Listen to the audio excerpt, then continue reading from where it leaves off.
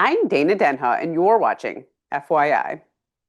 Annually, the city safety service units collaborate not only to bring together Ann Arbor police and fire departments for some family-friendly fun, but to share with residents the faces of the people who keep our city safe.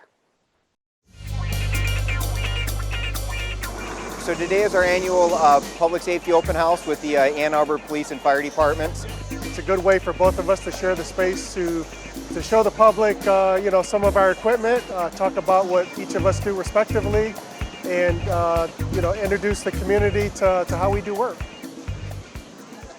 We have a lot of different police vehicles here to show. Anything from our bikes. We have a tactical SWAT vehicle here for display. And then we display some of our newer e-vehicles that we have that we actually employ into patrol. We have one of our dogs and handlers out here today. They assist in many ways, being search and rescue. They can also assist with tracking people that have committed serious crimes. And then each of our dogs are trained in explosive detection. On the fire side, we have fire extinguisher demonstrations. We have our fire safety house. The community is also able to interact with firefighters, actually see some of our equipment. For the younger kids, we're able to spray some fire hoses. So this is a really positive opportunity for us to interact with the public. But outside of that, it's just a great opportunity for them to interact with the outstanding police and fire professionals that serve the residents and visitors of the city of Ann Arbor every day.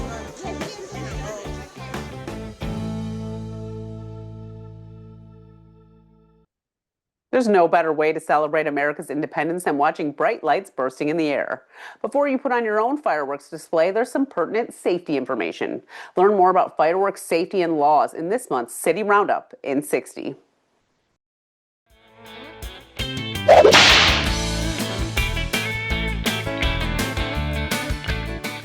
Hi there, Mike Kennedy, Fire Chief for the City of Ann Arbor, here to talk about some safety measures for the upcoming July 4th holiday weekend. First, we want to remind everyone that fireworks can only be set off in the City of Ann Arbor between June 29th and July 4th between the hours of 11 a.m. and 11:45 p.m. Fireworks are not allowed to be set off in city parks, city right-of-way, streets, and you need to have permission if you were to go onto anyone's private property to set off fireworks. July 4th is the #1 holiday for emergency room visits for burns. So please, you do not want to spend your July 4th holiday in the emergency room. So please, please, please be careful. We recommend professional fireworks displays are the safest way to enjoy the holiday weekend. If you already use fireworks, make sure that you have a water source, either a bucket of water or a garden hose nearby. After you use fireworks, make sure that you soak those fireworks in a bucket of water for several hours before you throw them in a trash can. Here in Ann Arbor, we've had several fires where people put used fireworks in a trash can that set the trash can on fire that then set a structure on fire. July 4th holiday is also the #1 holiday for lost pets. Please make sure that you have your pets on a good leash, or make sure that your pets are kept indoors, because you certainly don't want to have a pet get loose during this time period. You are responsible for any fire or damage that's created from any fireworks that you set off. And if a firework fails to go off, never look at it, never try to relight it. Please just throw it in a bucket of water, let it soak for a couple hours, and then throw it away. We hope these tips will help ensure that you have a happy and safe July 4th holiday. Thank you. For African Americans, June means so much more than the start of the summer. It signifies freedom. Juneteenth honors those who were finally freed from slavery in Galveston, Texas, 2 years after the Emancipation Proclamation. Joining me is Andre Watson, president of the Ann Arbor NAACP, here to fill us in on the city's annual Juneteenth celebration and how it unifies the community. Welcome to the show, Andre. Thank you. Thanks for having me. Well, I would like to know more about you. We were just talking before the show. You said you've been the president for about a year now. So where were you before that? What led you to being the president of the Ann Arbor NAACP? Well, I'd always been pretty active in the community. Everywhere I go, I believe it's my civic duty to be a part of the solution. And I am one that really believes that making America better, even when challenging America, is equivalent to being a good citizen and being responsible for a place that I live. It's the only place that I know, so I call this home. So making it better just always made sense for me. So I've always been active throughout the community, but I was approached by current leadership, NAACP branch here, and after some long thoughts and weighing out things, I decided to go forward with it. And also with the conviction, as you mentioned, the historical relevance of Juneteenth, with some convictions from my ancestors, and knowing that they would want me to make the country as best as they believed in. And so that's what made me say yes. Yeah, it's interesting. It is a thought process. It's a lot of responsibility on your shoulders, and you have to be willing to take it, right? You have to be willing to put that responsibility on your shoulders. Absolutely. Yeah, that leadership. When I first moved to the community, I felt like it could benefit actually from some I'll call it like healthy exercise, and where you poke the concept of inclusion, poke the concept of um, a shared community where every voice can be heard. Because forever, the community of Ann Arbor has a strong brand of being inclusive, but there's definitely areas of opportunity, and I felt personally compelled to be a part of the solution. So, where are you originally from, Andre? West side of Detroit. Okay, Yep. so you Yep. came to this area and you're like, okay, did you join the NAACP and then move up the ranks? I did join. I was active as a member of the NAACP this way, but I was also very active with the Black community here in Ann Arbor, because I was seeking community. Actually, it's a walking commercial equivalent, and that being someone of African American descent, it's always refreshing to see others who look like you. So, in seeking community, I started to serve. And in that capacity, I was a member of the NAACP, and then I was approached to be, a leader to this extent, because it is a big responsibility, as you mentioned. But I also believe that there was a bit of destiny involved with current circumstances that we're in as a country.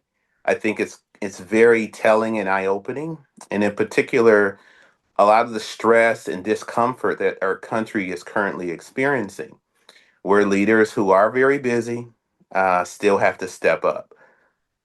So that was a conviction that allowed me to find peace with this decision. Can you tell people that may not know what the NAACP is and what they do for local communities? Yeah, well, we're a diverse group, for one, largely representing the underserved communities and the community as a whole. We believe that the value proposition of diversity helps and benefits everyone. So we're just a local arm, if you will, of a national organization that champions issues that pertain to underserved communities, people of color, and making America basically keep the promise to itself. You mentioned it's for minorities and stuff, but Mhm. really, I would think that people that maybe aren't the underserved communities being a part of the organization might make an impact too. To have some people that maybe more white people that are like, "Hey, I want to help you guys. Can I be a part of the NAACP?" Actually, yeah, the origin of our organization had everything to do with being inclusive. Yeah, Mhm. our founders were many were non-African Americans. So by all means, the value proposition is really just that. It was originated from the opportunity to poke and to protect the underserved communities. But it also has always been, we've had participants from all walks of life, and we champion, anything that is unjust. But in particular, the communities of color is what we were, the basic needs of, in lynching and the dynamics of discrimination that's plagued our country then and unfortunately still plagues our country now, that literally showed the relevance back then, and it shows it even now. Mhm. It's a process, A never-ending one, it seems. Once you it make seems. two steps forward, there's always a step back. Unfortunately, that is the case. But by all means, I believe that if you're in this community and you really buy into the value proposition of hearing others and championing right in society, you should be a member of the NAACP. It simply makes sense. And I want to dispel that myth or misconception that it's only a black organization. No, not at all. And we're learning from America. One reason, as you mentioned earlier, that our country appears to be stalling out and developing a maturity with solution as it relates to race is because sometimes the white community doesn't always know that they have to be involved to this extent. And some do, but we need more to come out and participate and celebrate and learn and evolve. Denial, I was reading somewhere where denial of reality is almost equivalent to trauma, to Hmm. where you just get stuck. And that's what I think our country unfortunately keeps going through, the start and stop thing that you mentioned earlier. Yeah, it's interesting. There's power in numbers, obviously. And if you can get the white people to join you, those Hmm. numbers will be much bigger. And I think a lot of times the white community wonders what they can do to help, and they don't always know what to do to help. So this is a good first step, right? Absolutely. And actually, we encourage everyone to reach out, satisfy that curiosity or align that value maybe in your child. That's another great opportunity where we can finally gain traction in this country. What about your engagement? Let your child learn, understand what that thing is all about, allowing them to bridge the gap. Not overwhelmed with trauma, not overwhelmed with just the unknown or an uncomfortable feeling of race, Yeah. but they could actually have an opportunity to process it, be healthy with it, and grow from it. I Yeah. agree. I think it's important to have conversations about what it was like to be certain races in certain times in history and how it even comes back now to, maybe your child's life is so different from mine because of the color of their skin, because sometimes they don't feel like they fit in or the way they are treated by other people in the community or other communities. And I actually have these conversations with my daughter at home. She's Wonderful. 9. I don't quite have them with my son yet. He's a little little for that. But Hmm. I do want to have these conversations because it makes me sad to think that our two children, I don't know if you actually have children or not, but Have a that our son. children could grow up so differently even though they're in the same place. It is alarming, and unfortunately, in 2026, that could still happen. Hmm. That's an example of the work we still have to do yet. When I say we, not just the NAACP, but we as a society and as a country. Yep. Because one hard reality is, and this should be healthy incentive for all who may view this. We aren't going anywhere. Um, I'm not about to go and leave this country. You guys aren't leaving this country. You guys symbolic of the white community. We need to move forward. The one promise in life, I've mentored quite a few young people. One promise in life is you will have disturbance, you will have conflict, you will have discomfort. But I believe now we should be mature enough to have realized that how much growth occurs from those trying times. And I believe if we continue to press properly, we can literally pierce the tax, if you will, of race.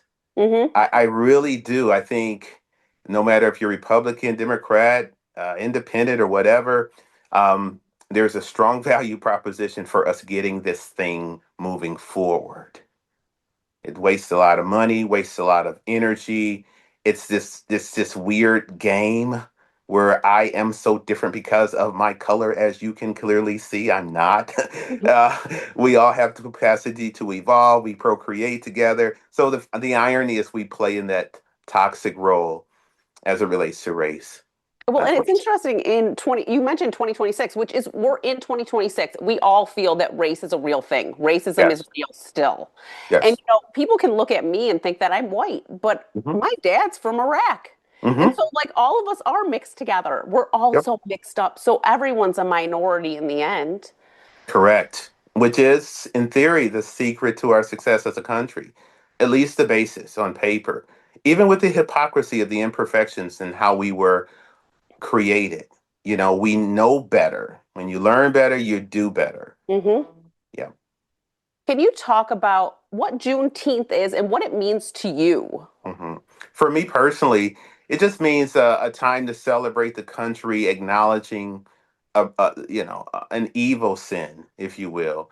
And I do think if we could own that reality, we could evolve even more. But you have to own that, not being trauma, not being stuck and just, stuck without being actionable, but confess what really happened and be ready and willing to do the work in moving us forward from there. So for me, it's a time to acknowledge what the country had enough decency to do and for us to grow from that period. So when we celebrate, like in the community here in Ann Arbor, when we celebrate, I wish that more people would come out because they have a chance to create bonds, move in a fun, festive time.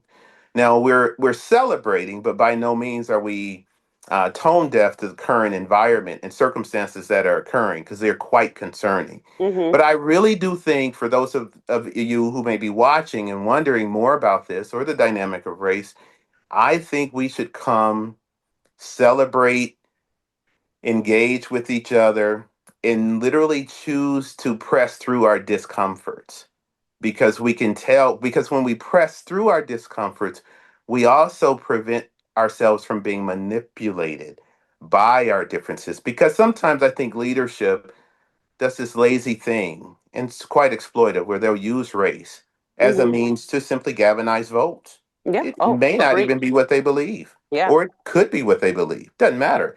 But it's Hmm. simply super effective in causing one group not to like the other, and it exploits everyone involved, unfortunately. Yeah. Yes. I think even this conversation that we're having right now is a good, like, you think about people are afraid to ask these questions or Hmm. afraid to talk about race with other races in a way.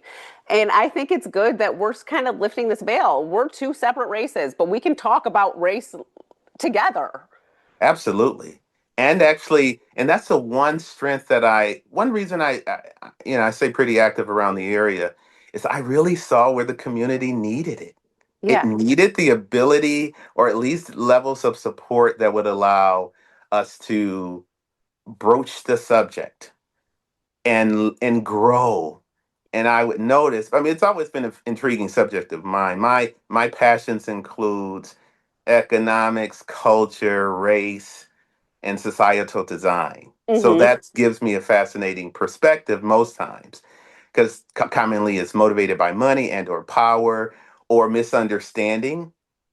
And I've had the fortunate opportunity of jumping between classes, between races.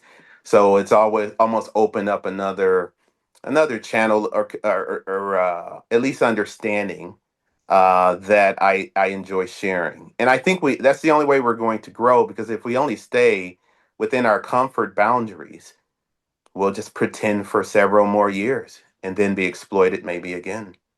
Yeah, and we don't want to see this just drag on forever. Yeah, While I have you though, I really want to talk sure. to you some details about Yeah, Ann Arbor's Juneteenth, which is coming up really soon. absolutely. When's the date and what time is it at? And you want to talk about that walk that it starts with. Thank you. Yeah. So June 13th, so not actually Juneteenth, but June 13th, that's Saturday, we're starting at 9 o'clock at Fuller Park with a walk, where we'll be walking from Fuller Park down to Wheeler Park. And our festivities then will start at about 12 o'clock. We'll go from about 12 to about 3 or no, 12 to, I think we stop at about 4 or 5. We'll question mark that. Just show up at 12 and we'll Sure. be there for that Absolutely. march. Absolutely, absolutely. Or 9 for that march. Yeah, it's Yeah. a fun time. You get to see a lot of politicians come out, community leaders come out, members of your own community that you may not often see. Everyone knows that there was a historical African American community in Ann Arbor with some very long roots. You'll get to meet members and hopefully create new bonds and new associates and friends. And join the NAACP, where we actually could use. I think we're learning too as a democracy, very young one, I might add. We should learn that you may have to do something more to help your country if you're that patriotic, your community if you care to that extent, or if you want to grow. So this presents an opportunity in our celebration of Juneteenth for the community members to pick whichever one applies to you. And hopefully we'll see you then. We're looking forward to it. Do you want us to mention, you still doing the cakewalk? There's food, The swag, festivities? Yes, performers, all that stuff. absolutely. So in the beginning, we'll just have general introduction. I'll be honest, the best part is really how many different people come together. It's pretty awesome that way. We have vendors, many vendors. We have a tent. We have activities for children. We have a bouncy house. We will have cakes. There's the cake walk, which people really enjoy, where you have a chance to win a cake. Um, we'll also have vendors who will have food. We have some T-shirts, Juneteenth T-shirts, really cool, by the way. And let's see, what else will be there? And that's about it. And a great time. Yeah. Yeah, I mean, I really find that it seems like it's a real community builder where people just come together and hang out. And it's like a nice little party on a June day, and it's celebrating one of the most important things that happened in our country. I agree wholeheartedly. Yes. And I think super relevant with all of what we're going through now and the challenges. Come out and be a part of the solution, with the festivities as well. But yeah, by no means are we not engaged in the battle, in the fight, to preserve our presence here in America and to basically challenge America to be even better than it is now, because we're watching our country go to a place that if we're not careful, we stand to lose our way. And it would be such a tragedy. That I think more everyday citizens need to do something different. And it could be as different as you're attending this event, establishing a relationship, joining an organization, but do something different and not just ride on the comfort of what you may have experienced yesterday in America. Because as we know, many great empires have come and many great empires have folded. So it's critical that we do our part. Well, thank you, Andre. We're out of time, but I want to thank you so much for taking that role of president because we all know that you could have said no and you didn't. And you obviously have the passion for it. And I look forward to seeing all that you do throughout Ann Arbor. Well, I appreciate you as well. And thank you again for this opportunity. We look forward to seeing you all out. For more on this and other programs, visit a2gov.org/CTN. Visit youtube.com/CTN Ann Arbor to see all that we have to offer. And remember to like, subscribe, and ring that notification. Thanks for watching and tune in next time to FYI.